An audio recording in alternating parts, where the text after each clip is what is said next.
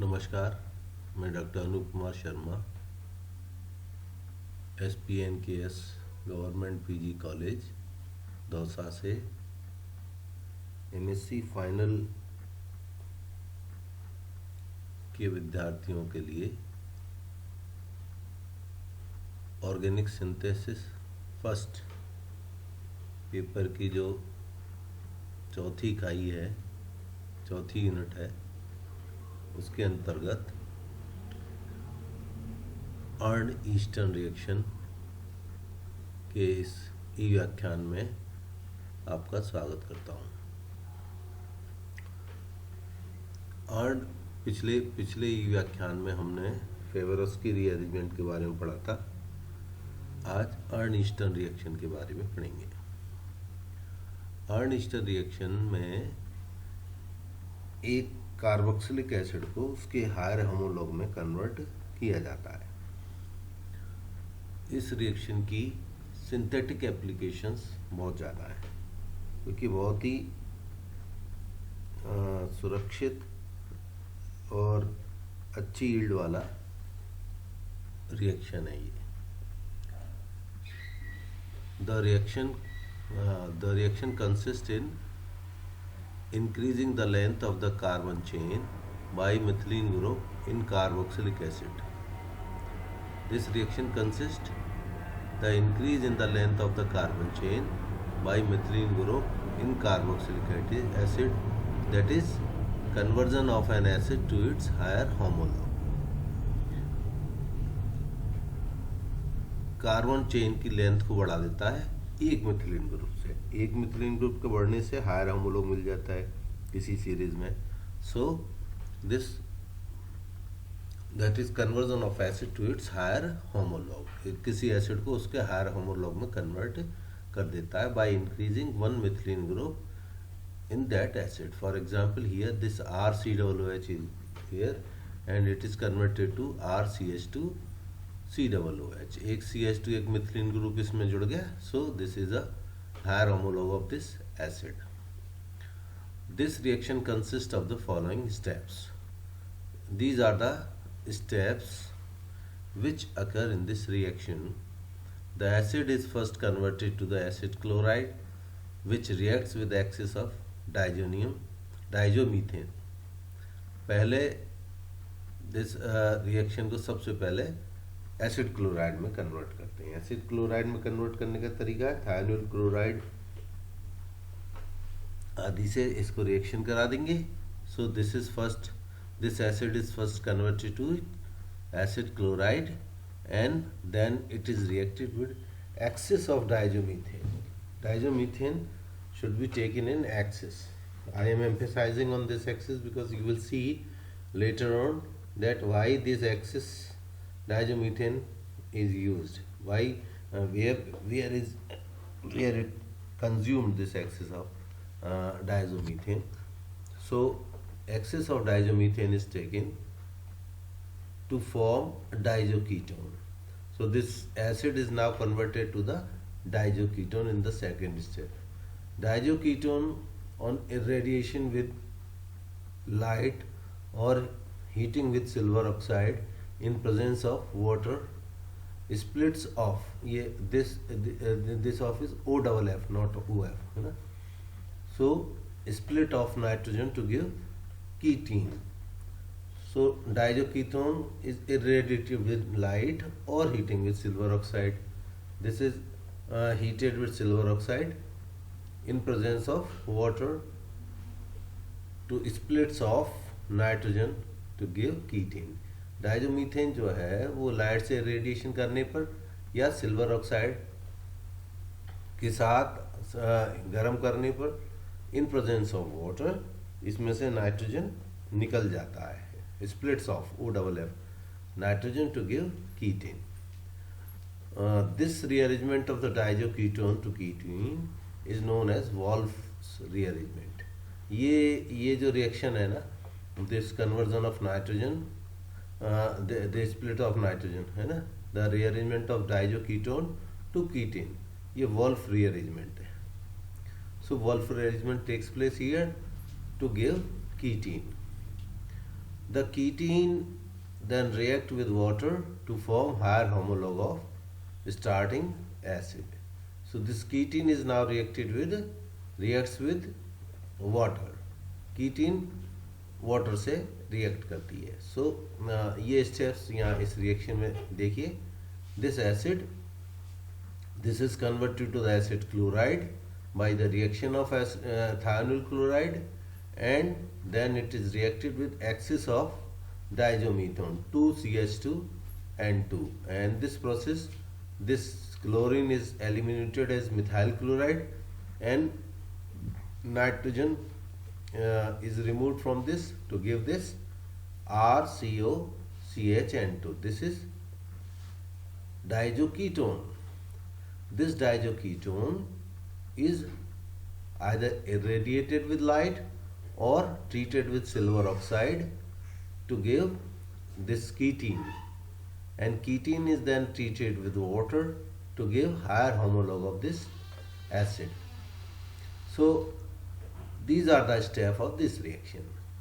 Acid जो है वो एसिड क्लोराइड में कन्वर्ट करते हैं उसे थायनोल क्लोराइड से रिएक्शन करा के, और एसिड क्लोराइड को एक्सेस ऑफ डायजोमीथेन से रिएक्शन कराते हैं.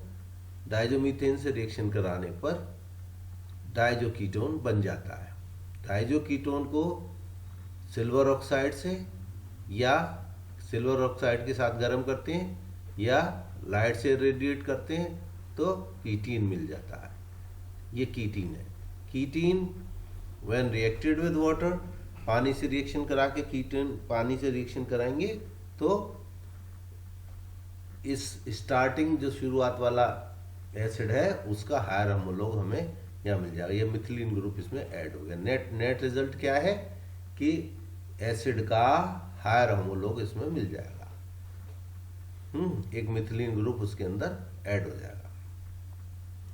अब बात करते हैं कि ये एक्सेस में डायजोमीथेन क्यों लिया जाता है. Excess of diazomethane is used to consume the liberated hydrochloric acid. when this acid chloride is treated with diazomethane, we obtain diazoketone plus HCl. So this hydrochloric acid is obtained in this reaction. So we have to remove this. इसको remove करने के लिए, otherwise it will react with this diazoketone itself. इससे reaction करके और यहाँ पे ये क्लोराइड बना देगा. तो इसको रिमूव करने के लिए excess of diazomethane is taken. This ये hydrochloric acid react with diazomethane to give methyl chloride and nitrogen is eliminated in this reaction.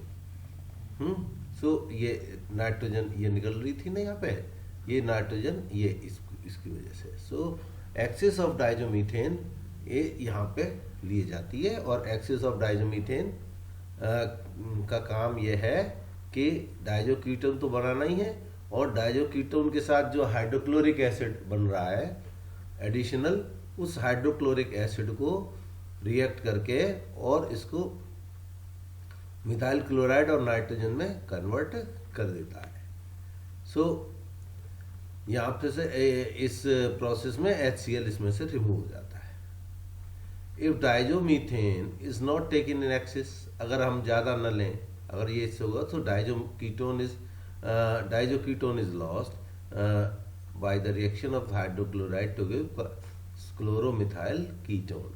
तो if you don't take this diazomethane in excess, then जो अभी बताया मैंने, ये डायजोकीटोन जो है वो इससे रिएक्शन करके, और ये डायजोकीटोन इससे रिएक्शन करके ये क्लोरोमिथाइल कीटोन ये बना देगा, और हमारा जो रिएक्शन है वो खत्म हो जाएगा.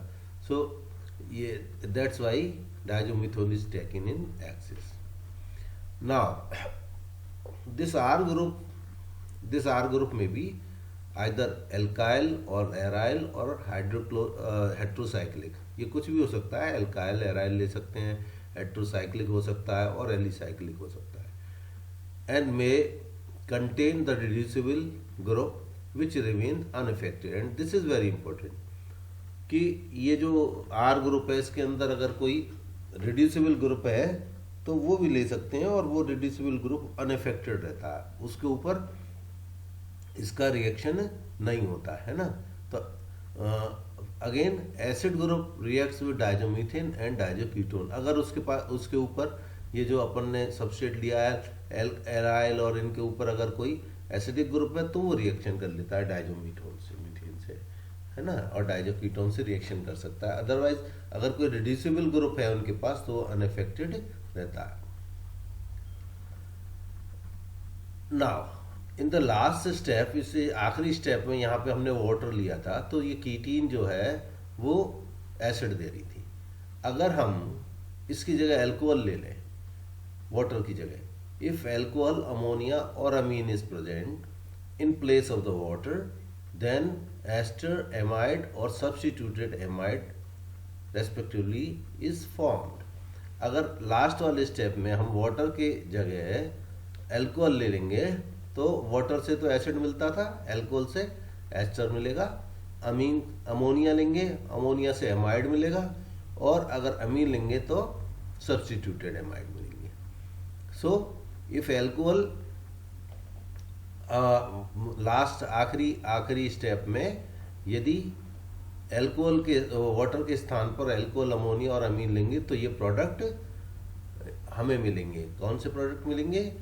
अल्कोहल से तो एस्टर मिल जाएगा, अमोनिया से एमाइड मिलेगा, और अगर अमीन लेंगे तो सब्स्टिट्यूटेड एमाइड मिल जाएगा। ये इसकी वैरायटी है कि अगर दूसरे इनके सब्स्टिट्यूटेड एसिड चाहिए तो उस एसिड के हायर होमोलॉग के सब्स्टिट्यूटेड वो हमें मिल सकते हैं। Now we come to the mechanism of this reaction. इसकी मैकेनिज्म पे आए। मैकेनिज्म ये है कि nucleophilic attack of diazomethane on the carbon of the acid chloride gives an intermediate first. तो इसमें न्यूक्लियोफिलिक अटैक होता है किसका? डायजोमीथेन का। डायजोमीथेन न्यूक्लियोफिलिक अटैक करता है किस पे? कार्बोनिल कार्बन पे। ऑफ कोर्स कार्बोनिल ग्रुप जो है वो न्यूक्लियोफिलिक रिएक्शन दिखाते हैं, तो उसके कार्बोनिल कार्बन के ऊपर न्यूक्लियोफिलिक अटैक होता है डायजोमीथेन का एसिड क्लोराइड में, and gives an intermediate first. यहाँ पे अभी ये पढ़ लीजिए, फिर आगे बात करें। विच यहाँ दिखाएंगे, which eliminates a molecule of HCl to give diazoketone second. Diazoketone then split off a molecule of nitrogen to form carbene third, which rearranges to ketene. The ketene is highly reactive and readily reacts with nucleophile present water to form next higher acid. So first step क्या है कि ये diazomethane है। ये diazomethane ये इसका resonating structure दूसरा बनाया हुआ। ये कार्बन ये अटैक करता है, ये न्यूक्लियोफिलिक अटैक, ये डायजोमीथेन है और ये एसिड क्लोराइड है। तो एसिड क्लोराइड के ऊपर ये न्यूक्लियोफिलिक अटैक यहाँ पे हो गया। ये न्यूक्लियोफाइल है और ये उसके ऊपर अटैक कर रहा है। अटैक करके ये एक इंटरमीडिएट बना दिया फर्स्ट। इस इंटरमीडिएट में ये लिखा है nucleophilic attack of diazomethane on carbon of the acid chloride given intermediate first. ये जो इंटरमीडिएट फर्स्ट हो गया। which eliminates a molecule of hydrochloric acid to give डायजोकीटोन। इसमें से ये क्लोराइड और ये HCl निकल जाता है। इसको निकलने से ये रीअरेंजमेंट हो जाता है, ये डायजोकीटोन हमें मिल जाता है। ये डायजोकीटोन का दूसरा रेजोनेटिंग स्ट्रक्चर है। डायजोकीटोन इस फॉर्म में भी रहता है और यहाँ पे भी इस RCO, ये CO और CH, ये इसका रेजोनेटिंग ये टॉटोमरिज्म दिखा दी। ये रीअरेंजमेंट से ये वाला स्ट्रक्चर हो गया। ये जो सेकंड ये जो बना डायजोकीटोन, ये इसमें से diazoketone then splits off molecule of nitrogen to give carbene. इसमें से नाइट्रोजन ये यहाँ पे स्प्लिट हो गया, ये नाइट्रोजन निकल गया यहाँ से, और नाइट्रोजन निकल के यहाँ पे हमें कार्बीन मिल गया, कार्बीन थर्ड मिल गया। विच रीअरेंजेस टू कीटीन। कार्बीन थर्ड में रीअरेंजमेंट होता है, ये R ग्रुप माइग्रेट करके यहाँ जाता है और ये हमें कीटीन मिल जाता है। अब ये जो कीटीन है वो रिएक्ट करता है है ना, कोई भी न्यूक्लियोफाइल से रिएक्ट करके और ये फाइनल प्रोडक्ट मिल जाता है। कोई से यहाँ पे मैंने कोई भी न्यूक्लियोफाइल लिखा है ना, वाटर नहीं लिखा है स्पेसिफिकली, बिकॉज हमने अभी ऊपर देखा है कि अगर वाटर की जगह अल्कोहल होगा तो एस्टर मिल जाएगा। तो अल्कोहल, अमोनिया और अमीन, कोई भी जो है न्यूक्लियोफाइल यहाँ पे हम ले सकते हैं, है ना। तो कोई भी न्यूक्लियोफाइल यहाँ पे अटैक करता है और किसी भी न्यूक्लियोफाइल के रिएक्शन से यहाँ पे जो रेस्पेक्टिव प्रोडक्ट्स हैं वो हमें मिल जाएंगे। अगर वाटर लेंगे तो हायर एसिड मिल जाएगा। सो this is the mechanism of propose mechanism of this earn-eastern reaction. Now the presence of, अब ये कुछ फैक्ट हैं, जो कुछ फैक्ट्स पढ़ेंगे इस मैकेनिज्म के बारे में, जिससे मैकेनिज्म एस्टेब्लिश होती है ना। इस मैकेनिज्म को एस्टेब्लिश कैसे किया गया, वो स्टेप्स हैं ये। The presence of carbon third has not been detected and therefore the two steps splitting of nitrogen and migration of alkyl group may be concerted. ये कार्बीन को, ये जो कार्बीन हमने मैकेनिज्म में, इस मैकेनिज्म में जो प्रपोज की गई है कि कार्बीन बनती है, ये कार्बीन जो है वो आइसोलेटेड नहीं हुई है और डिटेक्ट भी नहीं हुई है। डिटेक्ट ही नहीं हुई तो आइसोलेट कहाँ से होगी, तो ये डिटेक्ट नहीं की गई है। इसका तो ये सोचा गया कि ये दो स्टेप्स जो है वो एक साथ होते हैं। कौन से दोनों स्टेप, ये this one and this one, splitting of nitrogen, nitrogen का निकलना, और आर ग्रुप का माइग्रेशन, ये स्टेप्स कंसर्टेड हैं। Concerted means they takes place simultaneously, एक साथ होते हैं। तो ये चूंकि ये कार्बीन जो है इसमें आइसोलेट डिटेक्ट नहीं की गई है, इसलिए दो रिएक्शन, दो स्टेप्स जो है वो कंसर्टेड समझे जाते हैं। The mechanism has been supported by the fact that the ketene have isolated और ट्रैप्ड। ये जो कीटीन है ये आइसोलेट कर ली गई है, ट्रैप्ड भी हो गई है, ट्रैप्ड है और आइसोलेटेड भी है। इसका मतलब इसमें कीटीन तो बनती है। Further isotopic labelling shown that the carbonyl carbon of the diazoketones, है ना, labelling of carbonyl carbon of diazoketone, this is diazoketone in presence of resulting carboxylic acid. This diazoketone है, इसमें ये कार्बन जो है इसकी लेवलिंग कर दी गई, तो इससे ये जो कार्बन है ये एसिड में रहा, है ना। तो ये लिखा है isotopic labelling shown that the carbonyl carbon of diazoketone is present in resulting carboxylic acid. तो ये इस एसिड में बना रहता है। इसका मतलब कि ये मैकेनिज्म सही है। तो ये स्टेप्स जो हैं, जो हमने इस मैकेनिज्म के करे, ये स्टेप्स जो है उस मैकेनिज्म को सपोर्ट करते हैं। The R group migrates with retention of the configuration for an optically active acid. ये यहाँ पे तो हमने सिंपल एसिड लिया, अगर कोई एसिड ऑप्टिकली एक्टिव है तो ये आर ग्रुप के माइग्रेशन से उसके कॉन्फ़िगरेशन में कोई चेंज नहीं होता, है ना। ये कॉन्फ़िगरेशन, वो रिटेंशन ऑफ कॉन्फ़िगरेशन होता रहता है इसमें, कॉन्फ़िगरेशन वही रहता है। Now we come to the application of this reaction. Mild reaction conditions permits this synthesis without affecting complex of reducible group in the substrate. Mild conditions को, इसमें कोई हार्ड कंडीशन नहीं लगाए, माइल्ड कंडीशंस में this synthesis, this mild condition permits this synthesis without affecting complex or reducible group in the substrate. Substrate में reducible group हो, है ना, तो या कोई कॉम्प्लेक्स हो तो वो इससे इफेक्टेड, प्रभावित नहीं होता है। इसके द यील्ड इज हाई, और इस रिएक्शन की यील्ड भी हाई है। So this reaction has wide application specially in natural product. Natural product chemistry में इसका वाइड जो है यूज होता है, क्योंकि इसमें इसके दो फायदे हैं। एक तो ये सबस्ट्रेट में दूसरे रिड्यूसिबल ग्रुप को प्रभावित नहीं करता है, और नंबर 2, इसमें यील्ड भी हाई है। तो नेचुरल प्रोडक्ट केमिस्ट्री में और सिंथेसिस में इसके वाइड यूज़ इस रिएक्शन के होते हैं। तो अब इसकी डिफरेंट एप्लीकेशंस देख लें हम। तो जैसे यहाँ पे मैंने कई सारी एप्लीकेशन लिखी हैं, आप अब इसमें और एप्लीकेशंस जोड़ सकते हैं, है ना। आप जहाँ पे आपको दूसरे एप्लीकेशन और मिले तो इसके साथ आप और ऐड कर सकते हैं।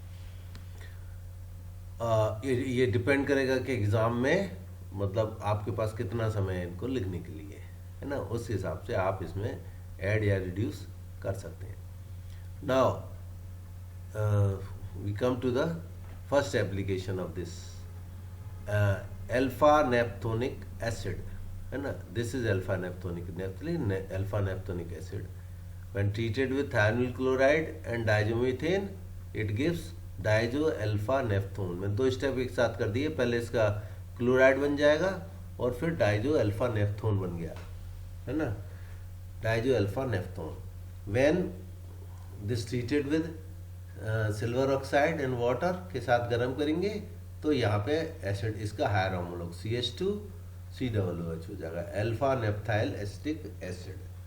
यील्ड जो है वो 80% तक इसमें यील्ड इसकी आती है। अब यहाँ पे अब अगर अपन इस सिल्वर ऑक्साइड के साथ यहाँ वाटर लिया है, वाटर की जगह अगर अल्कोहल लेंगे तो यहाँ पे एस्टर बनेगा हमारे पास। वाटर की जगह अमोनिया लेंगे तो यहाँ पे एमाइड बनेगा, CH2CONH2 बन जाएगा। और अगर यहाँ पे अमीन लेंगे RNH2 देन CH2CONHR, है ना। या तो ये जो न्यूक्लियोफाइल अगर अपन डिफरेंट ले लेंगे तो यहाँ पे डिफरेंट प्रोडक्ट हमें इसके मिलेंगे। Now we come to this acid, है ना। This is 2-methyl 2-phenyl butanoic acid. When this treated with all, ये सारे स्टेप्स जो ऊपर करें वो इसमें करे जाए, थायोनिल क्लोराइड से रिएक्शन कराया जाए, फिर डाइजोमीथोन से रिएक्शन करें, सिल्वर ऑक्साइड से रिएक्शन करें वाटर की प्रेजेंस में। तो अब यहाँ पे 2 बार कराइए, ये स्टेप्स जो है वो 2 बार ट्वाइस रिपीट करें तो यहाँ पे 2 CH2 ऐड हो जाएंगे। देखिए 2 CH2 2 बार इसलिए करें कि ये कैप्रोइक एसिड बन जाता है इसमें। सो this is 4-methyl 4-phenyl caproic acid, इससे हमें मिल जाएगा। नाउ ऑर्थोनाइट्रोबेंजोइक एसिड, तीसरा स्टेप अगर ऑर्थोनाइट्रोबेंजोइक एसिड लें, ये ऑर्थोनाइट्रोबेंजोइक एसिड लिया तो ये COOH है। ये सारे स्टेप करने के बाद ये तो बन जाएगा CH2COOH, two nitrophenyl acetic acid, two nitrophenyl acetic acid बन। अब इसमें NO2 ग्रुप इफेक्टेड नहीं रहा, है ना। तो 2-नाइट्रोफिनाइल एसिटिक एसिड बनी। अब ये रहे, है ना, थायोनिल, है ना, थाइनाइल ग्रुप, इसमें ले एसिटिक एसिड, इसके साथ रिएक्शन कराएंगे तो 2-थाइनाइल एसिटिक एसिड। तो जैसे हमने ऊपर देखा था कि यहाँ पे R ग्रुप चाहे तो एल्काइल हो या एराइल हो, है ना, सब्स्टिट्यूटेड एराइल है, यहाँ पे जो है एल्काइल है, यहाँ पे हेट्रोसाइक्लिक है। सो R ग्रुप में भी इधर एराइल, एल्काइल, हेट्रोसाइक्लिक किसी भी तरीके का हो, यहाँ पे इस रिएक्शन में कोई प्रॉब्लम नहीं होती है। Now double bond in the substrate remain unaffected. अब ये हमने ये एक साइक्लिक ग्रुप लिया जिसमें ये डबल बॉन्ड है, तो 2-methyl साइक्लोहेक्सिनाइल एसिटिक एसिड क्लोराइड, है ना। ये एसिटिक एसिड भी ले सकते थे, थायोनिल क्लोराइड से रिएक्शन करके बन जाएगा ये। तो ये लिया तो ये डबल बॉन्ड जो है इसमें ये रिएक्शन आगे डाइजोमीथेन इससे रिएक्शन करा के यहाँ पे CH2 COOH हो जाता है। ये डबल बॉन्ड इसमें अनअफेक्टेड रहता है। तो ये बन गया 2-methyl साइक्लोहेक्सिनाइल प्रोपियोनिक एसिड। तो ये इसमें डबल बॉन्ड जो है वो इससे अफेक्टेड नहीं हुआ। तो ये जो इस रिएक्शन की खास बात है कि इससे जो है वो सबस्ट्रेट जो है वो मैक्सिमम, केवल सबस्ट्रेट में कोई एसिडिक ग्रुप अगर प्रेजेंट है तो वो आगे रिएक्ट कर लेता डाइजोमीथोन से। और उससे सिंथेसिस ऑफ मेस्कालिन है ना, मेस्कालिन के सिंथेसिस में ये मेस्कल, ये इसका स्टार्टिंग प्रोडक्ट है, ये SCOCl2 सबस्ट्रेट है, इससे रिएक्शन करा के ये डाइजोकीटोन बना। अब इसका रिडक्शन कर दिया हमने, ये रिडक्शन है जिंक मरकरी से रिडक्शन करके ये CH2NH2, तो ये मेस्कालिन, तो CO जो कार्बोनिल ग्रुप है उसका रिडक्शन यहाँ पे ये कर दिया है, तो मेस्कालिन की सिंथेसिस। और नेक्स्ट जो यूज है इसका, the synthesis of homoveratroyl chloride, homoveratroyl chloride an intermediate for papaverine, natural product papaverine synthesis में होमोवेराट्राइल क्लोराइड की सिंथेसिस में ये यूज होता है। ये है 3,4-डाई मिथॉक्सी बेंजोइक एसिड, ये 3,4-डाई मिथॉक्सी बेंजोइक एसिड है, इसका थायोनिल क्लोराइड डाइजोमीथोन वही जो अपने सारे रिएक्टेंट है उससे रिएक्शन कराएंगे, तो यहाँ पे ये हायर होमोलॉग इसका मिल जाएगा CH2 COOH है ना, और फिर इसकी फर्दर थायोनिल क्लोराइड से रिएक्शन करके इसका क्लोराइड बना दिया, तो होमोवेरेट्रॉयल क्लोराइड, ये हमें होमोवेरेट्रॉयल क्लोराइड मिल गया। ये इंटरमीडिएट है, पेपावेरिन सिंथेसिस में ये काम आता है। तो ये मैंने 6-7 इसके एप्लीकेशन यहाँ लिखे हैं। If you got more synthesis synthetic uses you may write here, but this depend upon the time which you have in examination, exam में जितना समय हो उसके हिसाब से ये रिएक्शन आप लिखोगे। तो नेट जो इस रिएक्शन की नेट बात जो है टोटल जो हमें जो याद रखना है वो कि इसमें किसी एसिड का हायर होमोलॉग हमें मिलता है by the reaction of thionyl chloride and then diazomethane, thionyl chloride then diazomethane, और फिर silver oxide in presence of water. तो इसमें दो इंटरमीडिएट कीटीन बनता है, डाइजोकीटोन बनता है, कीटीन बनता है, और हायर होमोलॉग और एसिड हमें मिलता है। अब ये हायर, ये एक्सिस में, इसमें डाइजोमीथेन जो है वो एक्सिस में लिया जाता है। एक्सिस में लेने के कारण इसके अंदर जो हाइड्रोक्लोरिक एसिड बनता है उस हाइड्रोक्लोरिक एसिड को हमें रिमूव करना होता है। उस हाइड्रोक्लोरिक एसिड को रिमूव करने के लिए इसमें एक्सिस में हम डाइजोमीथेन लेते हैं।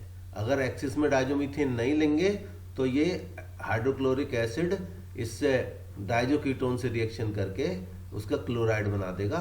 तो ये रिएक्शन इस डायरेक्शन में कीटीन, डाइजोकीटोन से कीटीन बनने की बजाय ये क्लोराइड बन गया, तो हमारा जो मेन पर्पज है रिएक्शन का वो खत्म हो जाता है। इसलिए excess of diazomethane is used.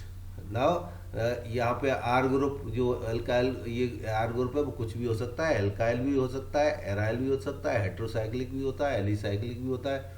तो ये किसी भी तरीके का आर ग्रुप यहाँ पे यूज होता है ना। और अगर लास्ट स्टेप में अगर वाटर की जगह यहाँ पे एल्कोहल या अमोनिया या एमीन हम अगर लेते हैं तो हमें ये जो है उनके रेस्पेक्टिव जो एसिड डेरिवेटिव्स हैं वो हमें मिलते हैं।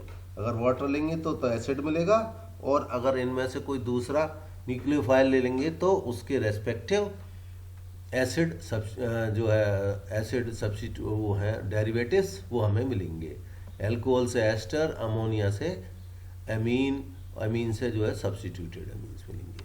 मैकेनिज्म हमने देखी, मैकेनिज्म में न्यूक्लियोफिलिक अटैक करता है डाइजोमीथेन कार्बोनिल कार्बन पर, और उसके बाद ये इस तरीके से रिअरेंज डाइजोकीटोन मिलता है। डाइजोकीटोन रिअरेंज करके हमें जो है यहाँ पे डाइजोकीटोन का रीअरेंजमेंट होता है, और डाइजोकीटोन के रीअरेंजमेंट से यहाँ पे कार्बिन मिलता है, और कार्बिन से कार्बन रीअरेंज करके कीटीन बनता है, और कीटीन से एसिड मिलता है।